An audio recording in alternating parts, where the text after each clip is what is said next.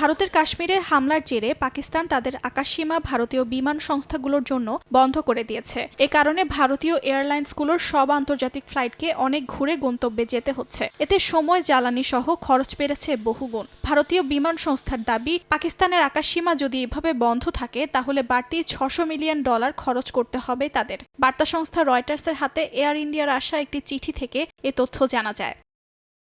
চিঠিতে উল্লেখ করা হয়, যদি আগামী 1 বছর পাকিস্তান তাদের আকাশসীমা বন্ধ রাখে তাহলে উড়োজাহাজগুলো ঘুরপথে চালানোর কারণে অতিরিক্ত জ্বালানি খরচ সহ অন্যান্য ব্যয় যোগ হয়ে এই বিপুল অঙ্কের ক্ষতি হতে পারে। ভারতের রাষ্ট্রায়ত্ত বিমান সংস্থা এয়ার ইন্ডিয়া সতর্ক করে বলে, উড়ানের সময় বেশি লাগলে যাত্রীদের ওপরও এর প্রভাব পড়বে।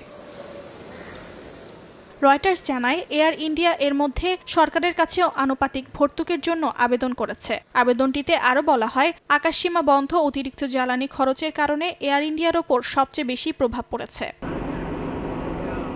এদিকে পাকিস্তানের আকাশসীমা বন্ধের পর বিকল্প পথে চীনের আকাশসীমার গা ঘেঁষে বিমান ওড়ানোর কথাও ভাবছে এয়ার ইন্ডিয়া। কিন্তু তার জন্য চীনের ছাড়পত্র প্রয়োজন, যা নিতেও সরকারের সহযোগিতা চাচ্ছে বিমান সংস্থাটি।